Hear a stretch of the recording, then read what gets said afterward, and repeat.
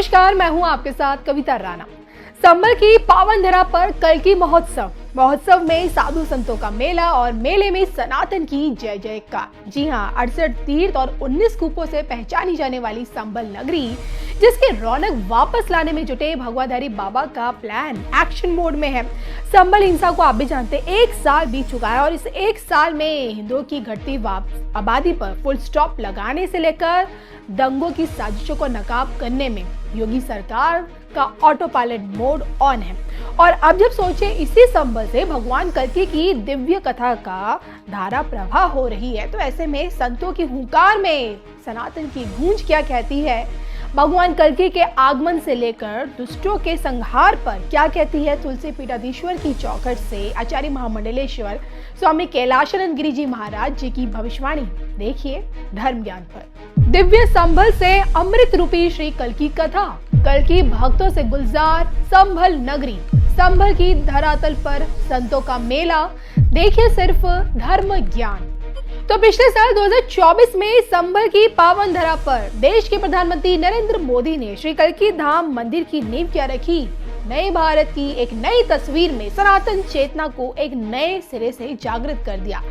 दशकों पहले मिटाए गए राष्ट्र धरोहर को पुनः जीवित कर दिया। अब देखा जाए तो देखिए, पीएम मोदी मंदिर निर्माण से राष्ट्र मंदिर के सपने को साकार कर रहे हैं और अब इसी कड़ी में 7 दिवसीय श्री कल्कि कथा के आयोजन से कल्कि धाम इस वक्त सबसे ज्यादा गुलजार है। आलम यह है कि तुलसी पीठाधीश्वर स्वामी रामभद्राचार्य महाराज के मुख से भगवान कल्कि के नामकरण की कथा सुनी जा रही है। अपने प्रवचनों में जगत गुरु कल्कि भगवान के नैनीहाल से संभल लौटने का प्रसंग सुना रहे हैं और ये बताने की कोशिश भी कर रहे हैं कि जब राम कहकर उन्होंने भगवान को बुला लिया तो हम कल्कि पुराण की कथा कहकर क्यों नहीं बुला सकते। तो इस बात पर जोर देते हुए जगत गुरु का ये कहना है कि हम कल्कि पुराण की कथा कहकर भारत की भाग्य रेखा भी बदल सकते हैं, जिसका प्रत्यक्ष प्रमाण वंदे मातरम पर होने वाली चर्चा है। जी हाँ, संसद के शीतकालीन सत्र में वंदे मातरम के नाम पर पहले तो आपको भी मालूम होगा कि विपक्ष ने मुंह मोड़ लिया था, विपक्ष का इनकार था, लेकिन अब इस पर चर्चा पर विपक्ष ने सहमति जता दी है और इसके पीछे जगत गुरु को कल्कि कथा का प्रभाव यानी कि चमत्कार दिखता है। हालांकि देखिए, इन सब के बीच जगत गुरु ने धर्मांतरण के मुद्दे को भी यहीं से उठाकर पीओके की वापसी को भी दोहराया। जिस तरह से आज लव जिहाद के नाम पर हिंदू कन्याओं को फंसाया जा रहा है, ये चिंता का विषय है, लेकिन भारत का नाम मिटाने की सोचने वाले अधर्मी कान खोलकर सुन ले, वो वक्त दूर नहीं जब पीओके हमारा होगा। कल्कि की जन्मस्थली से एक नई भविष्यवाणी, सनातन की सुनामी में दुष्टों की मैयत, स्वामी कैलाशानंद की बड़ी भविष्यवाणी, देखिए सिर्फ धर्म ज्ञान। यूं तो देखिए 7 दिवसीय इस कल्कि कथा में साधु संतों का जमावड़ा रहा है और संत समाज से आने वाली बड़ी बड़ी हस्तियों के चेहरे यहाँ पे नजर आए और इन्हीं के बीच आचार्य महामंडलेश्वर स्वामी कैलाशानंद गिरी महाराज की भी मौजूदगी दिखी। यहाँ से स्वामी कैलाशानंद जी ने सोचे सनातन विरोधियों पर दहाड़ लगाई, खुलकर कहा कि ये देश सनातनियों का है और सभी को सनातन की जय जयकार करनी होगी। बाकायदा आईना दिखाते हुए उन्होंने ये बताया कि इस देश में ना कोई मस्जिद थी, ना किसी धर्म का कोई स्थल था, सभी ने मंदिरों की भूमियों पर अतिक्रमण कर अपने धर्म स्थल बनाए हैं और शायद यही कारण है कि स्वामी कैलाशानंद जी की भविष्यवाणी में दुष्टों का अंत नजर आने लगा है। अपनी भविष्यवाणी में कैलाशानंद जी ये साफ कहते हैं, इस बार देश में सनातन की लहर है और सभी को सनातन अपनाना चाहिए। जो अपना नहीं सकते वो सनातन का सम्मान करें। कलयुग में राक्षसों और दुष्टों का अंत करने भगवान कल्कि जरूर आएंगे। सो बात की देखिए, एक ही बात ये है कि भगवान कल्कि के आगमन की भविष्यवाणी करने वाले कैलाशानंद जी देश के दुष्टों के खात्मे का भी संकेत दे रहे। हालांकि देखिए, इन दुष्टों में चेहरे किनके होंगे, इस पर आप कमेंट करके बताइएगा जरूर।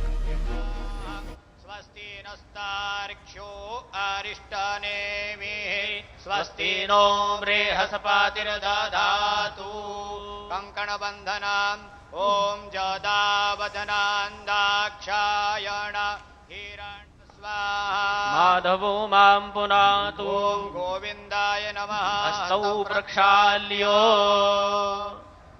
स्वस्ति तिलकां हरिः ॐ स्वस्ति न इन्द्रो वृद्धशरावाः स्वस्ति नः पूषा विश्ववेदाः स्वस्ति नस्तार्क्ष्यो अरिष्टादय योगश्च करणं चैव सर्वं विष्णुर्वयं जगत् सूर्यः सोमो यमः कालो महाभूतानि पञ्च च एते शुभाशुभा प्रोक्ता कर्मणो नवसाक्षिणः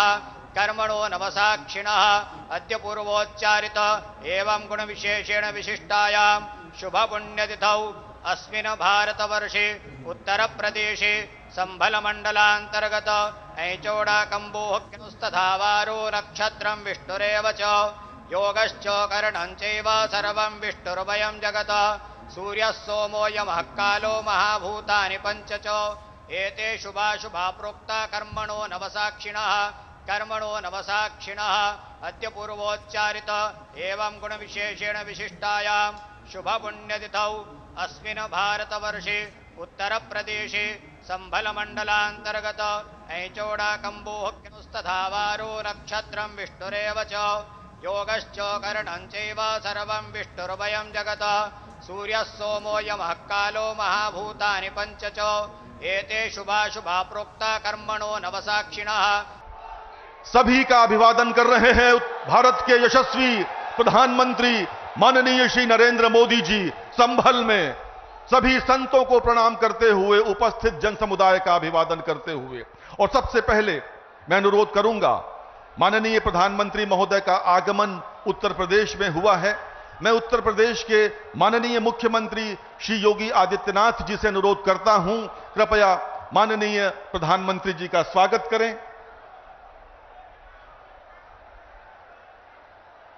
यदा यदा हि धर्मस्य ग्लानिर्भवति भारत अभ्युत्थानम् अधर्मस्य तदात्मानं सृजाम्यहम् परित्राणाय साधूनां विनाशाय च दुष्कृतां धर्म संस्थापनार्थाय संभवामि युगे युगे।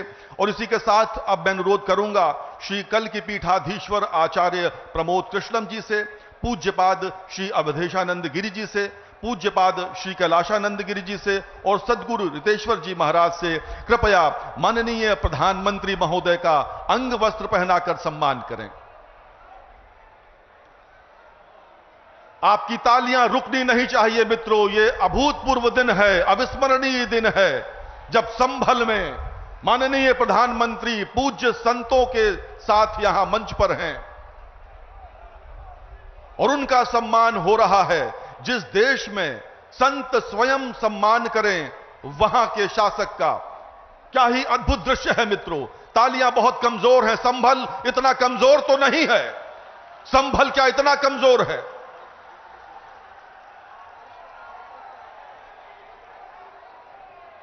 और स्मृति चिन्ह